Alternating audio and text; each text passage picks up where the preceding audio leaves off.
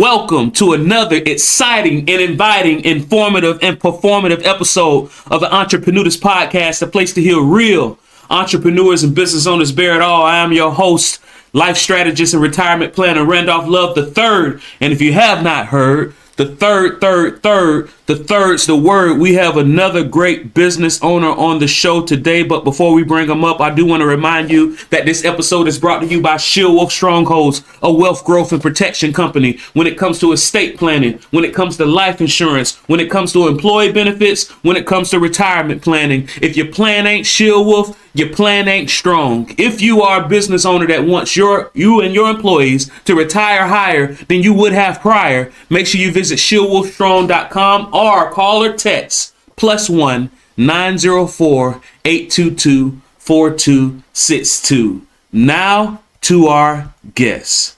Matt Smith is the tour manager of BigLaw Attorneys. His job is to handle the financial logistics so BigLaw rock stars can focus on their career, their family, and making the most of those long hours and missed vacations. Matt is the author of Financial Freedom Tour, How BigLaw Attorneys Build Wealth by Delegating the Details, and is the founder of Concert Financial Planning, a flat fee investment advisory firm designed for big law clients. Matt got his BA in economics from the University of Texas at Austin and is a CFA charter holder and certified financial planner professional. He knows his stuff. Matt, welcome to the Entreprenudist Podcast. Hey, thank you so much. I'm really excited to be here. I appreciate you having me on and looking forward to the discussion. Oh yeah, me as well, man. I appreciate you for coming. How long you been doing what you're doing now? I'm coming up on 7 years of having my own investment advisory firm. I did a prior career that was kind of adjacent to this for about 14 years prior to that. So getting a little bit more seasoned and running my own business. Okay, you say adjacent. So was it like a vertical move for you or lateral? It was lateral. My first career was basically in sales where financial advisors, financial planners were my clients. So I didn't work with the individual client that's saving for retirement or, saving for college or doing whatever it is they're doing. I was working with the financial advisors that advise them. And I was talking about investment strategy and financial planning strategy and things like that. But the issue was that it required a lot of travel. I had 10 states of geographic coverage at the end of my time there. And so when I got married, I knew I was going to start having kids. And I just figured it was time to get off the road and maybe start doing this directly with clients myself. Man, I thought it might have been you got tired of seeing those big old commission checks across the table from your insight and advice. You're like, hold on, I need a piece of that big commission. Yeah. No, it was a fun career. Honestly, it was a lot of fun, something different every day. I've been working from home since 2007. Now this is my first time to be in an actual office building since 2007. So it was a lot of freedom, a lot of independence, something new every day, but it just didn't fit the lifestyle anymore. Understood. Is there nothing that you know now that you wish you knew when you first started?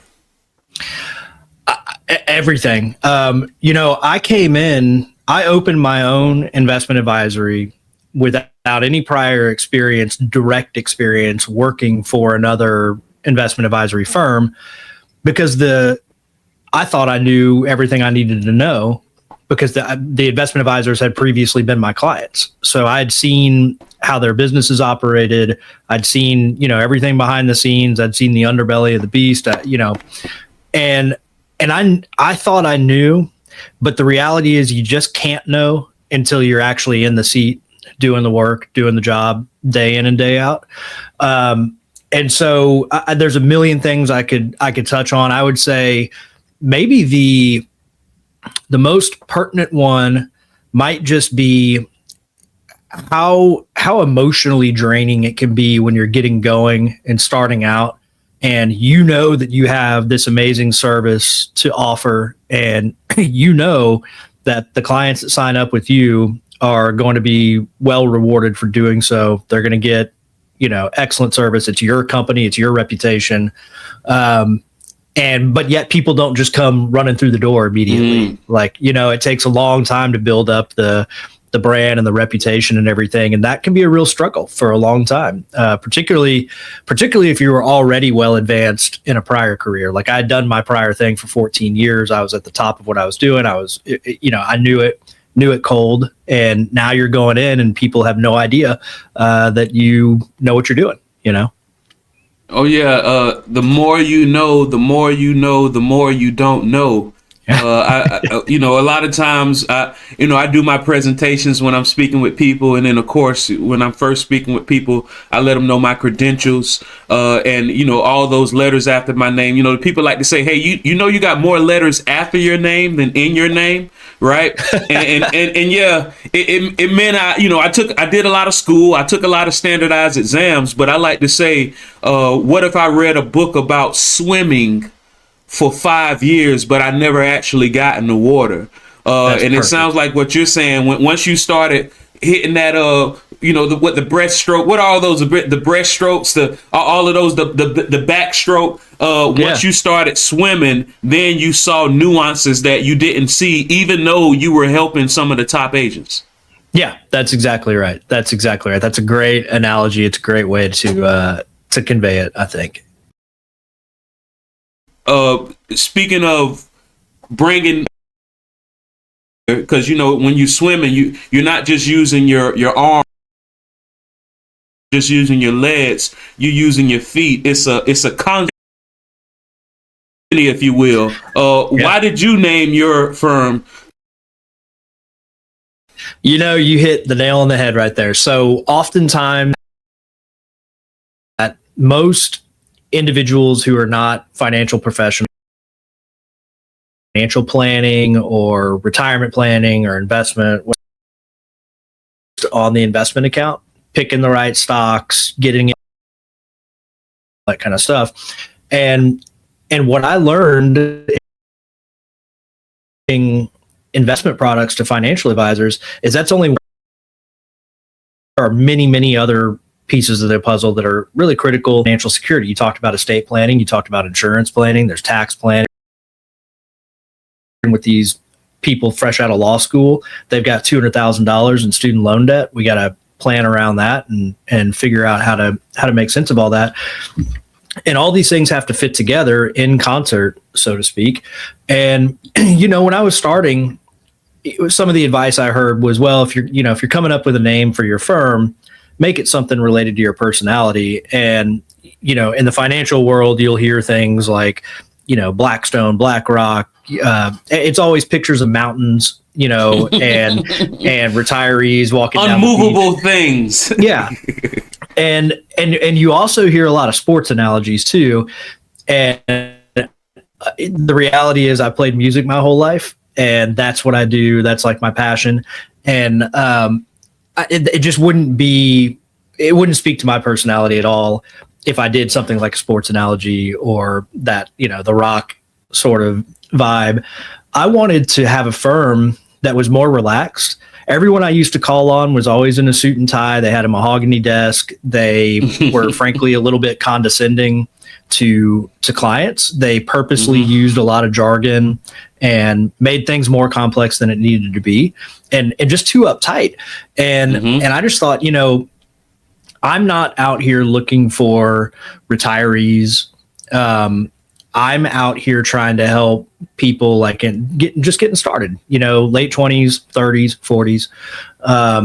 And I wanted to have a more relaxed vibe, be much more approachable, and have a dialogue. I mean, the people that I'm working with are some of the smartest people in the world. They're definitely smarter than I am from an academic perspective.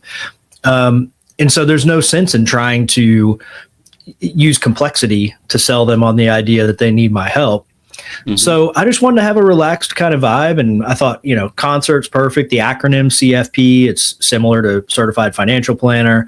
And the analogy I give in my book is that, as I said earlier, most people are focused on the investment account. And if I think about a rock band, everyone's focused on the lead singer. it's the most volatile person in the band, makes all the headlines, is typically viewed as the central point of the band. But the reality is, if the bass isn't there, if the drums aren't there, if the keys aren't there, the guitars, like even the lighting, like all the other stuff that helps bring a show together and really make it its best, that lead singer is going to not look so great if they're just by themselves. And if people just focus on the investment account without bringing everything else in and coordinating it, they're not really going to have financial security. They're always going to be exposed.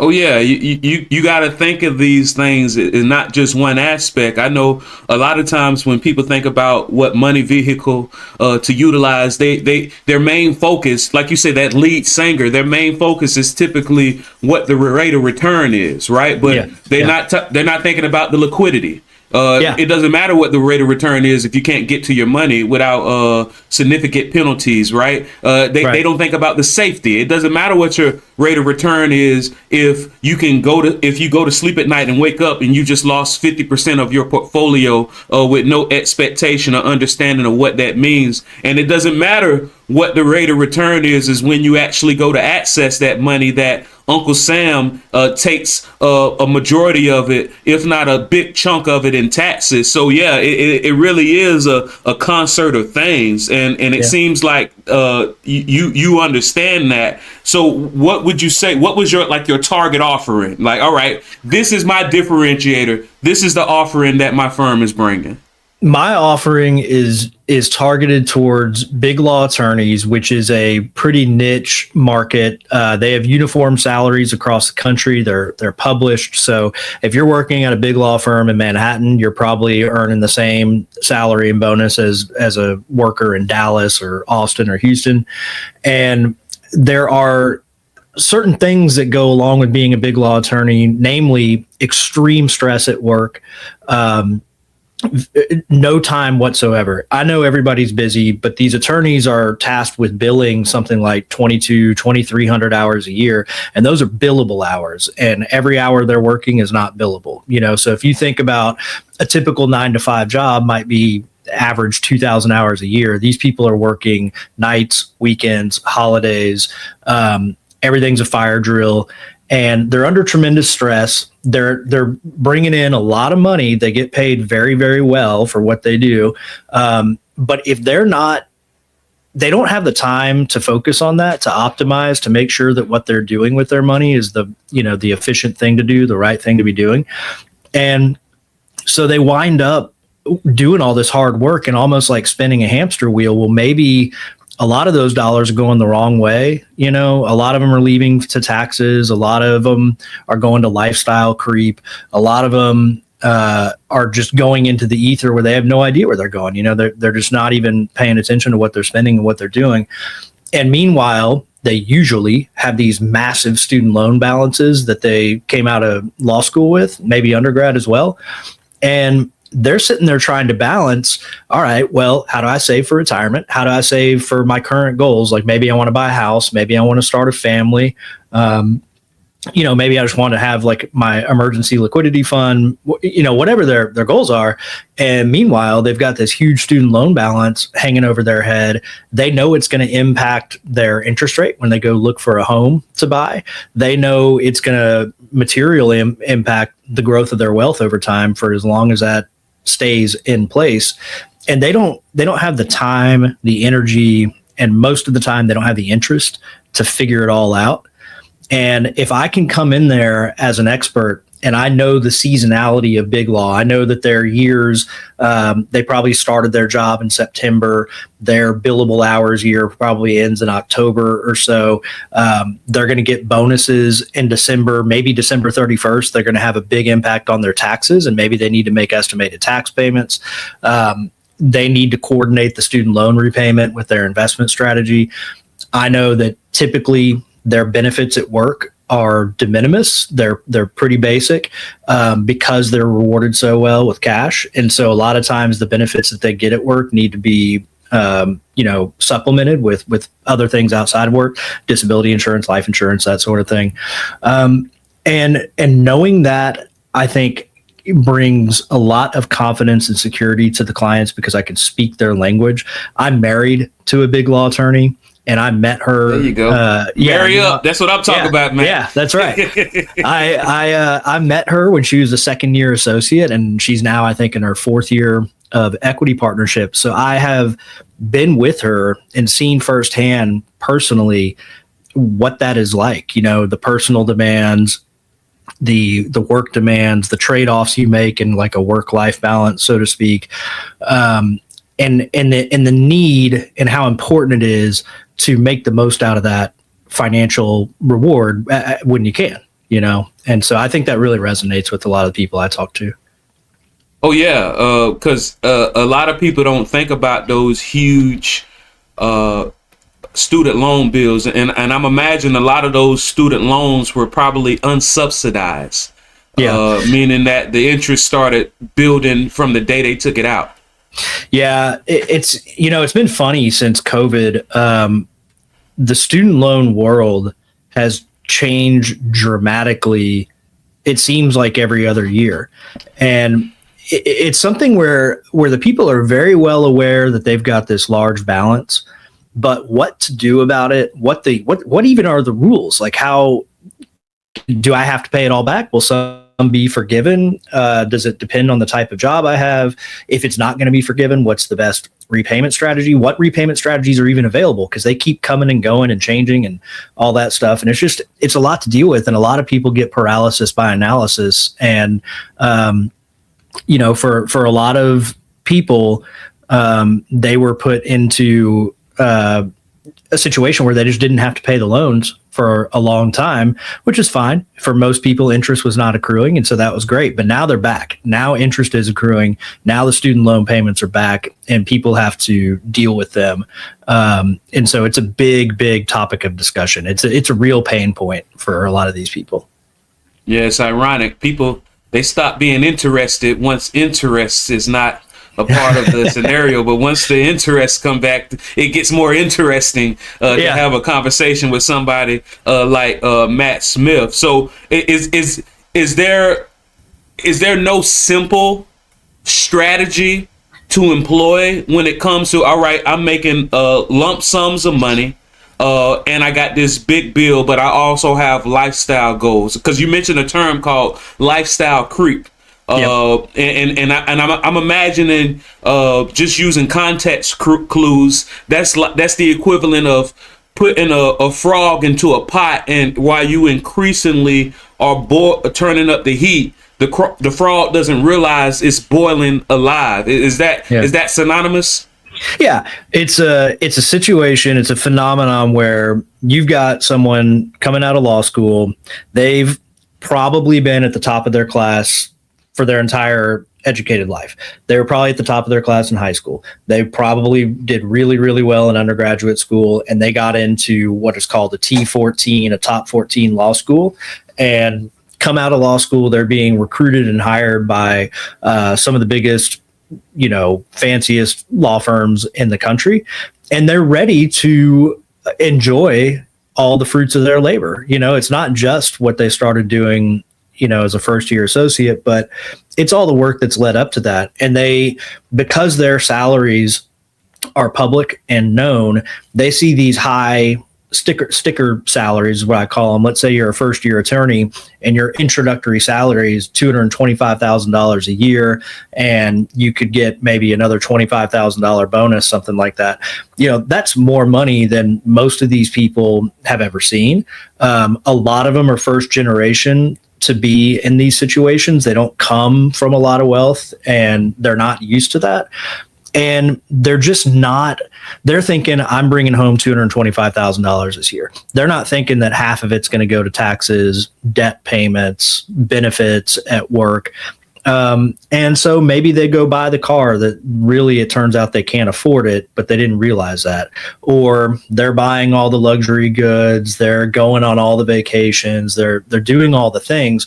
And of course, I want people to enjoy their money, and I want them to live in the now. I don't want them to just, live like paupers for the rest of their life, but they need the context. Again, they're brilliant people, if you give them the context and show them the reality of like, hey, that 225 is actually this and after taxes, and we've got to segment that off and to be responsible to save for retirement, to get the supplementary insurance we need, to buy the home you want, do all these things, you're left with maybe less than you think, and you can make really smart, responsible decisions when you know that.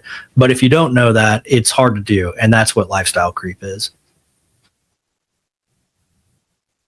Oh yeah, a lot of what I've learned from going from school up until now, because me myself, I'm a proud C student, right? C's get degrees, right? Yeah.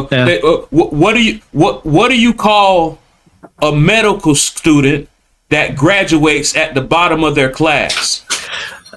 Sorry, give me 1 second here, bud. Sorry, somebody came knocking. What do we call a medical student that graduates at the bottom of their class? What do you call a medical student that graduates at the bottom of their class? A medical student that graduates at the bottom of their class is a doctor. Exactly. I'm a proud C student, right? I'm not working, but one thing that I've learned was a lot of stuff is counterintuitive to what the schools try to teach us.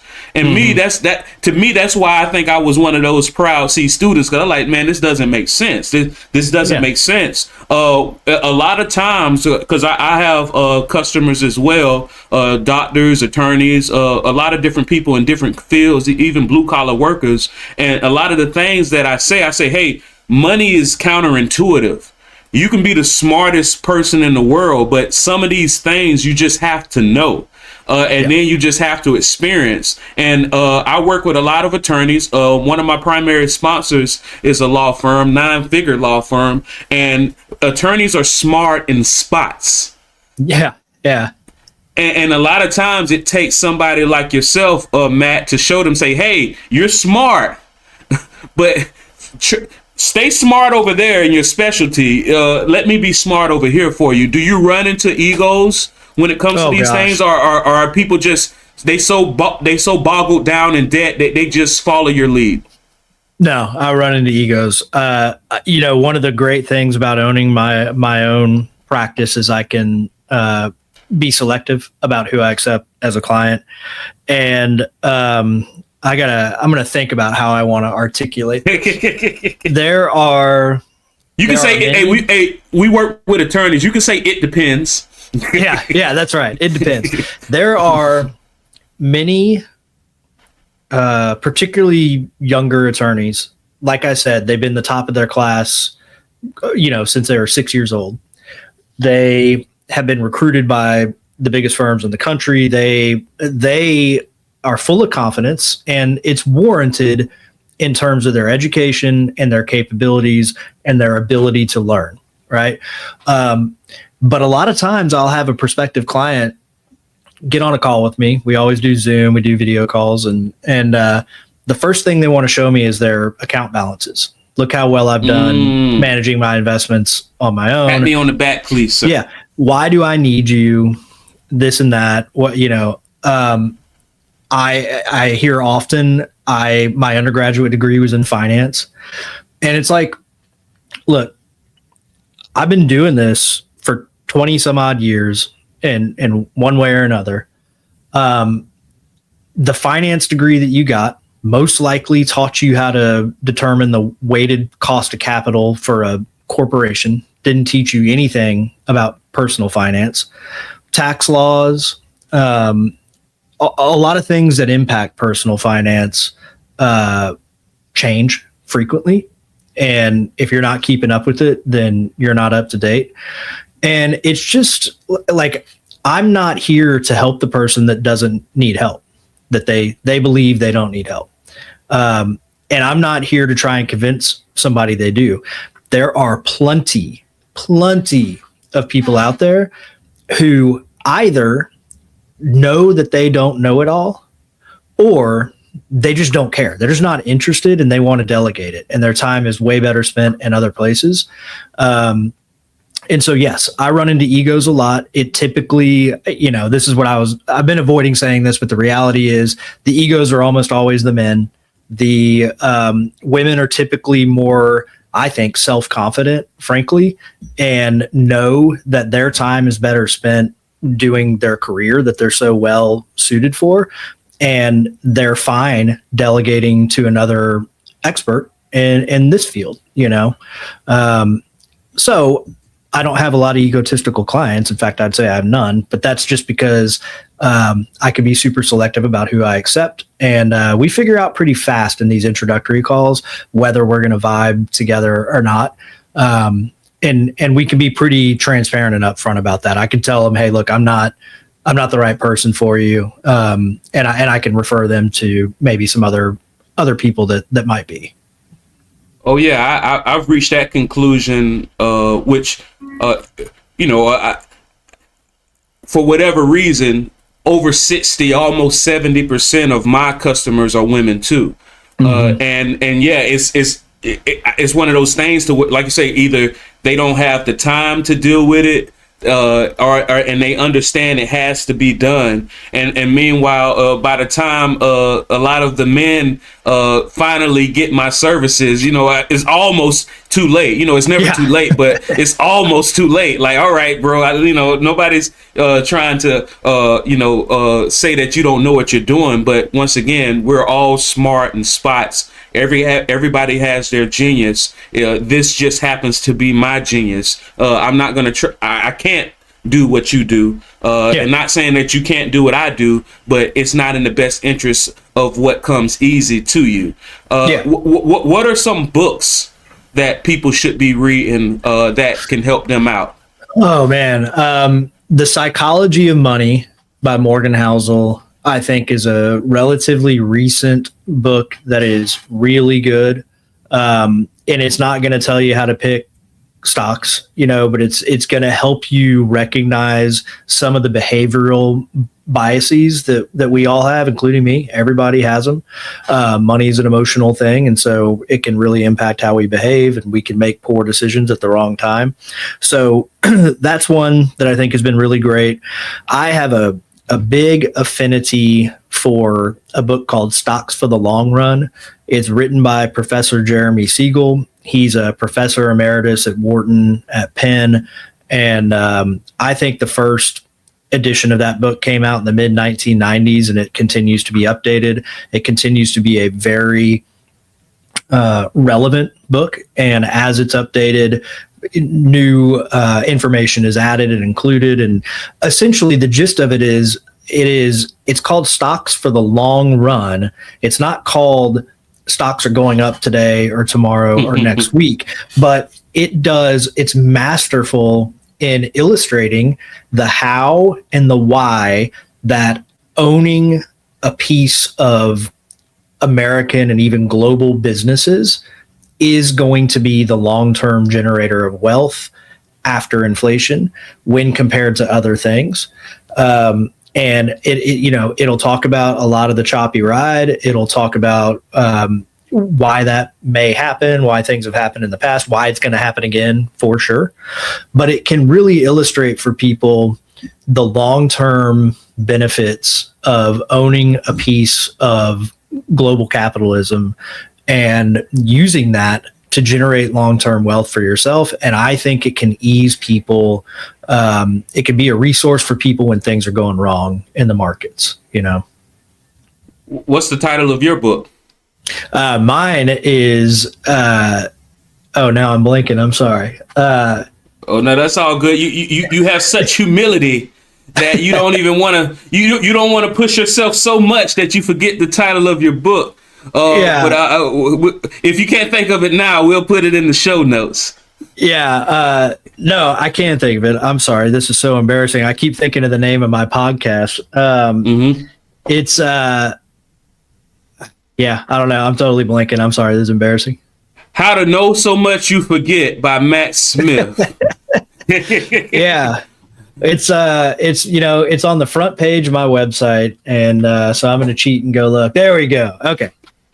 The name of my book is The Financial Freedom Tour: How Big Law Attorneys Delegate to enhance their wealth. And the idea is it uses a metaphor of me being the tour manager while the attorney is the rock star.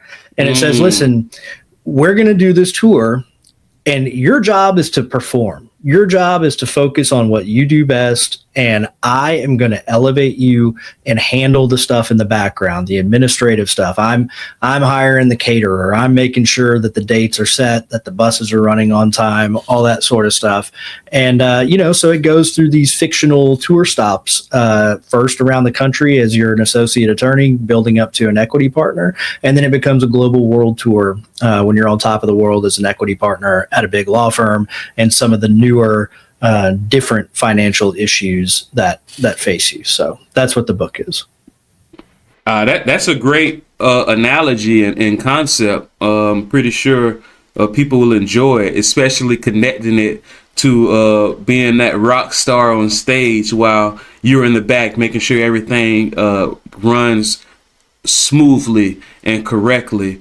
One last question. What's your definition of success?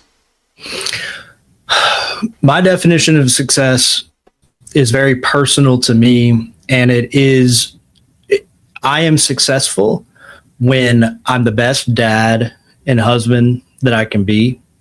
And I think being the best dad and husband that I can be means being present and being involved in my kids' lives, being home, being an equal partner in terms of sharing the burden of raising the kids, but also providing for the household. And I think that I'm in a position to be successful when I'm doing something like this, which is very fulfilling to me.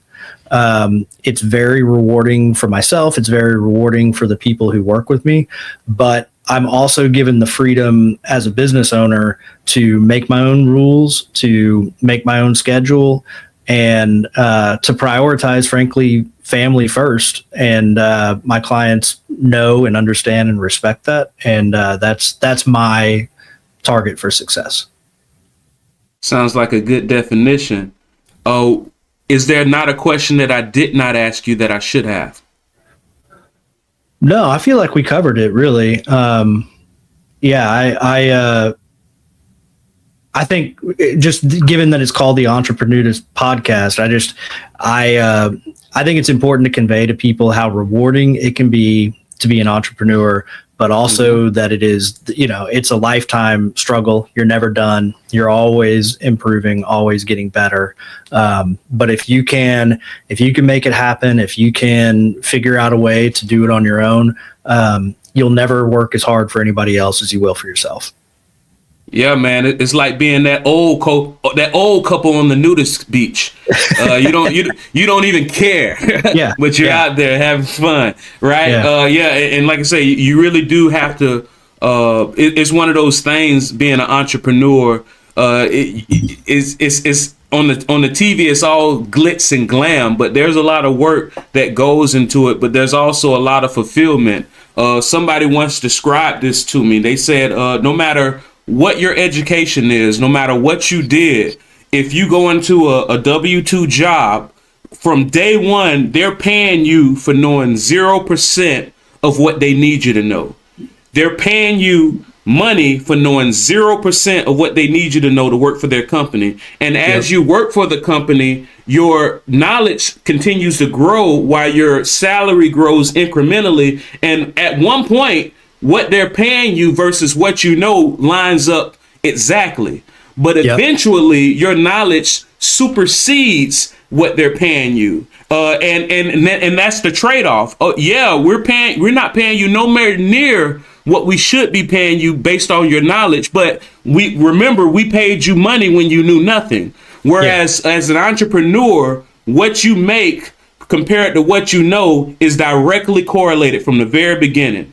And the reward is, as you continue to grow, your money continues to grow. So when you do get to that upper echelon and you're making what they call the big bucks, you really work for it and you deserved it. But yeah, it really is a grind going up that mountain the first time.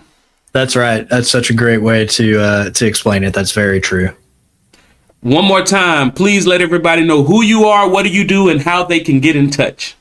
I'm Matt Smith. I am the tour manager for BigLaw Attorneys. Find me at concertplanning.com. And I'm on all the social media accounts as Concert Fin Plan. And reach out. I'm here to serve BigLaw attorneys and their families and help optimize their wealth. Thank you so much, Matt. And this has been another exciting episode of the Entreprenudist Podcast, a place to hear real entrepreneurs and business owners bear it all. I'm your host, life strategist and retirement planner, Randolph Love III. And until next time, don't play with it, stay with it until you make pay with it. This is the Entreprenudist Podcast, signing off.